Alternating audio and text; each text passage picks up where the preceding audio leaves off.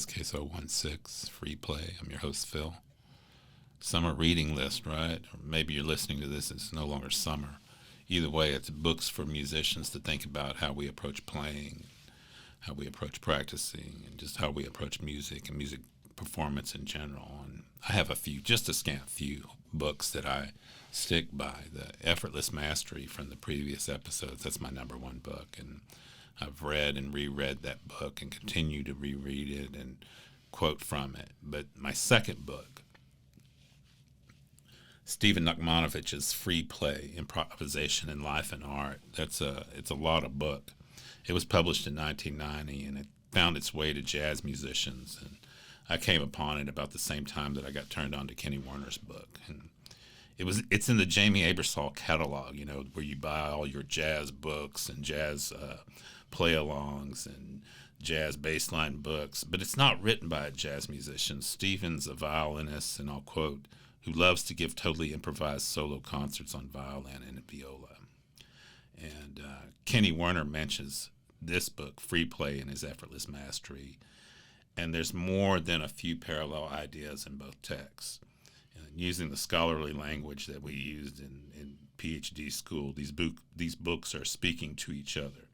And as I did with Kenny's book, I'll quote some of my favorite passages. And the first one on page 9, quote from Stephen, "Many musicians are fabulously skilled at playing the black dots on the printed page, but mystified by how the dots got there in the first place and apprehensive of playing without the dots, i.e. improving."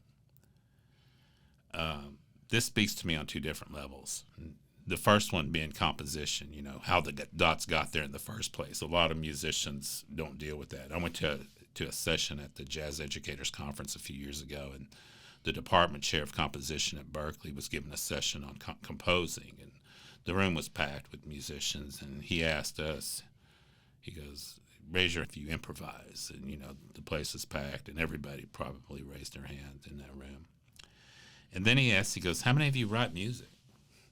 And I looked, and it was like a handful of us, probably less than 5% of the room raised our hands. And he made a strong point, and it stuck with me. He said, the same skills that you use to improvise lines, make up bass lines and solos, are the same skills that you use for writing and composing music. For example, the notes probably that go into making an F blues happen in a bass line. If you don't, check out the previous episodes that I did that. But those are the same notes that you could use to write a melody over the same changes. And many, many players can walk an F blues bass line, but would be stumped on writing ahead over F blues. They'd be mystified by the composition process. Players will perform music, written and otherwise, but back away when someone says, "Hey, could you write this? Could you compose a piece of music? Could you write a line?" But we have to write. We have to compose music. That is something that I backed away from as a musician. I just wanted to be a bass player at some point. Then I wanted to be a bass player that arranged other people's music, and then I wanted to be a bass player that arranged other people's music and then taught music. But it's good for us to write and compose, and we have to write for other reasons too. I had to write music beginning as an undergrad. When I was a junior, I took a non-music class. It was 2 semesters of it. It was called the Humanities, and where we studied art and culture of all kinds. And they had various professors teach these sections, and it was at the small liberal arts college that I went to, it was mandatory that everybody take these 2 semesters. And they were taught by various people. They were taught by people in the English field, and they were taught by historians, and they were taught by even musicians too. And we studied art and culture through the ages. And the professor, an English professor, took me aside and said, knowing I was a music major, asked if I could write and perform a 12-tone row composition, Arnold Schoenberg stuff. If you don't know what it is, look it up. And fortunately, my theory professor in my sophomore year had us write some of the same stuff, but as exercises. So it was well within my capabilities to create this melody and perform it in the humanity classes on piano. But that was what I really think about, is not only that did I have to write a piece of music, I was going to have to perform it. And that's where it started sticking to me. I might have to start writing more music at some point. And then in my present job, when I first got here, the theater director was doing Rhinoceros by Ionesco. It's an absurdist play. And he wanted to have music in the production, and a solo bass player, me, right? Performing lines that I had written that matched the action on the stage. And I read the play, and I wrote some lines that would work with different scenes, and then I met with the director, and then I wrote more lines. And I'm writing things, and he's kind of guiding me sometimes, and sometimes he's not. And my stuff, my lines, my melodies, it worked, and it was a hit. It added a dynamic to the performance on stage that wasn't usually there. And I was asked to do that same thing multiple times over different productions. One more example, in Combo last year, and it's not the first time I've had to do this, but we needed a B-flat minor blues. And I thought I couldn't really find one that I liked that was going to work for the band, so I wrote the head for one, So there it is. It was simple for me, but I still had to go around and edit and re-edit it and make sure it worked with my band. And one of the things that I've noticed is it's exciting to hear your music being played. If you write something, that's you. It's one thing when we played the head, the satin doll, and that's great and that feels good. But when you're writing your music and you hear a trumpet and alto player play your melody, it's a very exciting feeling. So that's one half of one quote of page 9 from Nachmanovitch. But the reality is composition and improvisation are two sides of the same coin. We use the same skills, If you know the chord changes, you know what notes work with that for your improv and for writing a composition. And when Stephen gets to the first chapter, he really brings improvisation into a conception most people can understand. Now let me go further on what Stephen has to say in his book. And he says that improvisation goes beyond art forms, that we are all improvisers. The most common type of improvisation we partake in is what he calls ordinary speech. And I'm going to quote him here on page 17.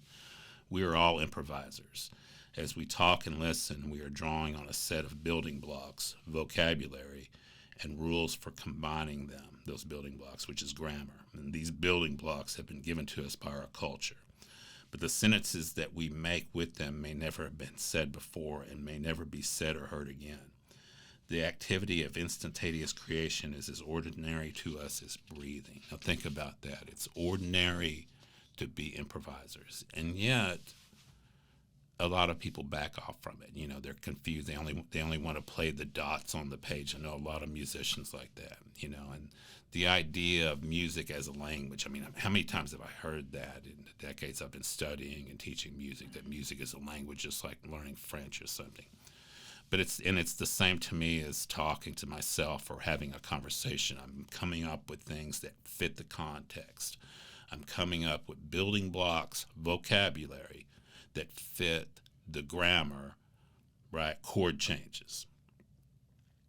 And I'm doing the same thing when I'm lecturing to combo or theory classes. I'm taking ideas, but I'm not reading from a script. I might have some ideas, but I'm still improvising in that way in that form too. Here's some more out of Stephen's book. And it's on the same page and going into page 18. Stephen talks about the two types of time involved in the creative process. And the first is that moment of inspiration in which I quote, a direct intuition of beauty or truth comes to the artist. You know the idea. It's when something comes to you, an idea for a bass line or an idea for a melody.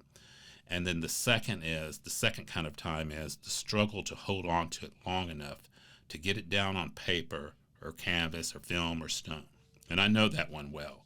I've dreamed of melodies and woken up singing them as I walked towards the studio to play them on my piano and then to write them on my sketchbook. That's composition of melodies, but it's been bass lines too that come to me. It's ideas for solos. I'll get an idea, musical idea, and I will run for the piano or run for the bass because I've got to get it down on paper because it will disappear. And then he writes about a third type of time, and that's the real time, in the moment time, and that's where improvisation comes in. This relates to us as improvising bass players, as lines or solos. You hear something, and at that moment in the rehearsal, you have to react to it. Maybe you're hearing whatever it is that you're going to react to only for the first time, but you have to find something in your head or under your fingers to fit what the guitarist or the pianist or the drummer is playing. I remember when I was in improv class in grad school and the professor directed me to play a D9 bass line, Phil, like in the style of Marcus Miller. I didn't know what he was talking about. I knew a D9 had a flat 7 in it and it's a dominant chord.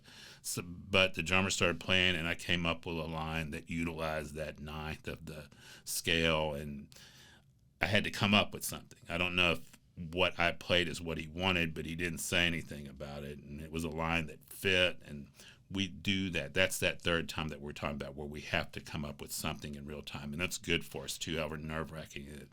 More of Stephen's ideas. What stuck with me when I first read this book is what he gets to in my much underlined page 19, and I quote, "The work of the improviser is to stretch out those flashes of inspiration, like my dreams of melodies and bass lines, and extend them until they merge into the activity of daily life."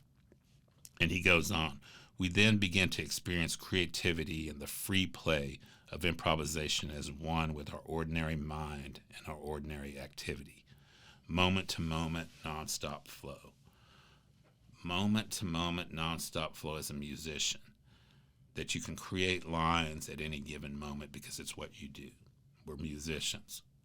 You hear something or somebody plays something or you feel like something needs to be played, you don't have to switch into a different mindset and say, oh, okay, now I've got to start creating stuff. I better come up with something. It comes natural to you. That's the mindset that we want to get into, And he mentions leading an active life in the world without being entangled in scripts or rigid expectations, doing without being too attached to the outcome, because doing is the outcome. And this kind of parallels and dovetails with what Kenny was saying, that to be kind to ourselves, to create music and not be caught up is this good, am I doing this right?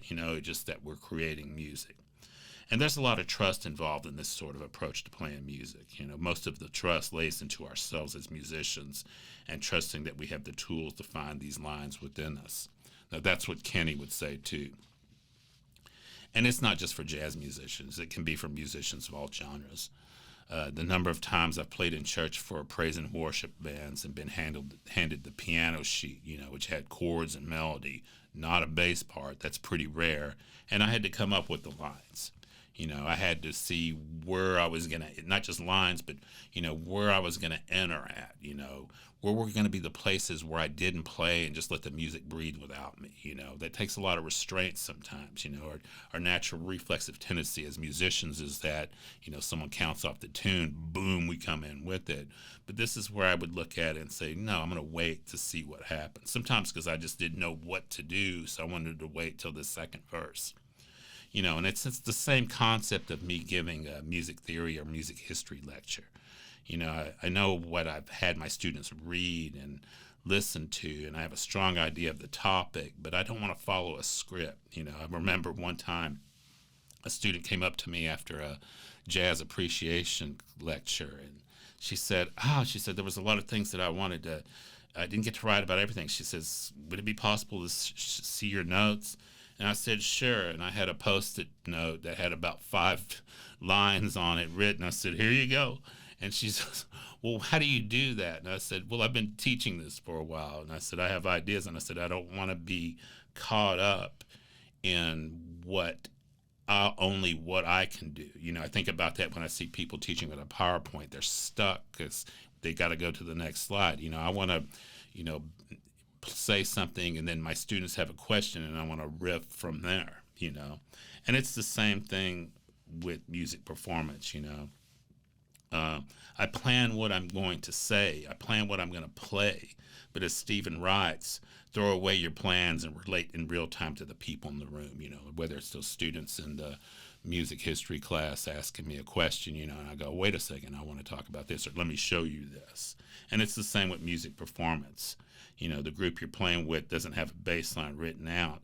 That freely gives you the space to find the line that both serves the music and represents you as an artist. And that's serious business. And we've got to relate in real time to the people in the room. In this case, instead of the classroom, it's the rehearsal room or maybe even live on stage. Recently, I played with a small group, and I knew they liked to call Herbie Hancock's Dolphin Dance. So I spent a lot of time, that's not a tune that I play a whole lot of. So I was listening to the backing track, and I was listening to the recording. I was playing along, and I was coming up with walking lines and two-field lines and solo lines. But when I got to the gig, did I use all those lines when they called the tune? No, it just gave me the ideas of what I was going to do. And I used some different lines. I came up with some different things that didn't come up because the drummer's feeding me things. I'm hearing things that the guitarist was playing. I'm going to end this episode with one more quote. It's on page 21. As an improvising musician, I'm not in the music business. I'm not in the creativity business. I'm in the surrender business. Now think about that. I'm in the surrender business. It's still going back to that be kind to yourself. Surrendering what we think the lines should be, and moreover, finding the lines that are within us. And the more that we can surrender, Michael Moore wrote this in his book on bass lines. He says he used the term die to himself, that we had to react and not be encumbered by the ideas of Kenny Warner says it in one of the passages of his book. He talks about a musician with too much mental baggage, and the guy steps up to take a solo, and the first line he plays, and immediately he castigates himself and said, no, not hip enough, but we've got to, that's what the great players did. Miles Davis and Coltrane, amongst thousands of others, including Bach and Beethoven, surrendered to themselves and found the lines within them. In the next episode, I'm going to detail a couple of other ideas from Stephen's book, Free Play. I'll talk to you then.